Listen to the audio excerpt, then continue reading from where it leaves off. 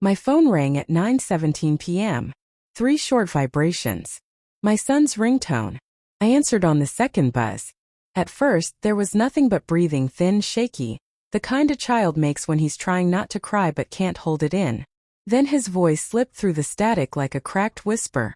Daddy, I'm at Uncle's house. My tummy hurts. 6 years old. Terrified. Trying to be brave. A tone that pulls the air out of your lungs. I didn't ask a single question. I didn't grab my coat. My body just moved like every muscle already knew the route, the distance, the danger. By the time I reached the door, the keys were already in my hand. The engine roared. The city blurred. Every red light felt like a personal threat. Every second dragged its nails across my nerves. When I arrived, the first thing I smelled was bile. The second was fear. He was in the bathroom on his knees, vomiting blood into a pale sink. His small hands gripped the edge like he was holding onto the world itself. And then he lifted his head. That's when I saw them. Thin. Dark. Symmetrical. Fingerprints pressed deep into the soft skin of his neck. My breath fractured. I knelt beside him, forcing my voice to stay level. Emotion carved clean from the tone. Champ, what happened? He trembled, the kind of shaking that comes from trying not to break. He leaned toward me, lips by my ear, and whispered the sentence that split my life in two. Mommy and her boyfriend did this. He said if I told you, he'd hurt you too. The world stopped. Even my pulse paused to listen.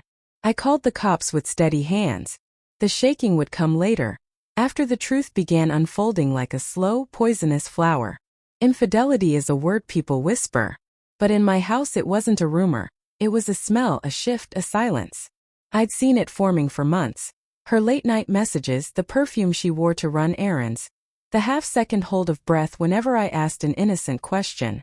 I wasn't blind. I just wasn't ready to see. But when my son spoke, everything locked together with sickening clarity. She wasn't just cheating. She was reckless, careless, dangerous. And her new friend? A man with a criminal record she swore she didn't know about. A man who had been alone around my son. While police questioned her and paramedics treated him, something inside me went cold. Clinical. I shifted into the version of myself that thinks like a detective and reacts like an executioner armed only with truth. Phone records. Location logs. Deleted messages recovered from backups. Gas station security footage. Receipts she forgot existed. Medical reports documenting the marks on my son's neck. I wasn't searching for answers. I was building a case. I ignored her for 2 days, her calls, her frantic texts. Let her panic quietly ferment. Let her imagine scenarios. Let her weave her own rope strand by strand. She thought I was grieving.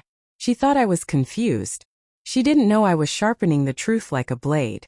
The final report arrived Tuesday morning. Worse than I expected. Injuries consistent with violent gripping. Blood from being shaken. Her boyfriend present at the exact documented time. Her story contradicted by timestamps, and by her own child's terrified whisper. I printed the evidence and sealed it inside a plain envelope. That night she came to the door pretending to be concerned, voice soft with rehearsed guilt. I handed her the envelope. Read. Nothing more. Her face shifted with each page. Confusion to fear, fear to realization, realization to collapse. She sank onto the couch as if the truth had weight and she was finally feeling all of it. I can explain, she whispered. I nodded once. I know. 2 words. Sharper than screaming. Colder than revenge. She broke. Begging. Pleading. Trembling. I didn't respond. I placed my phone on the table and pressed play. Our son's whisper, the truth she tried to bury, filled the room like judgment. Her hand shot to her mouth. Her body folded. Her lies burned out instantly under the heat of his voice. You hurt him, I said, tone flat. And you thought you'd get away with it. Then I told her the custody papers were already filed. The restraining order.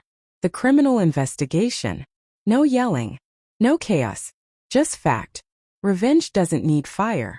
Ice is cleaner. When I walked out that night, I didn't look back. Not at her.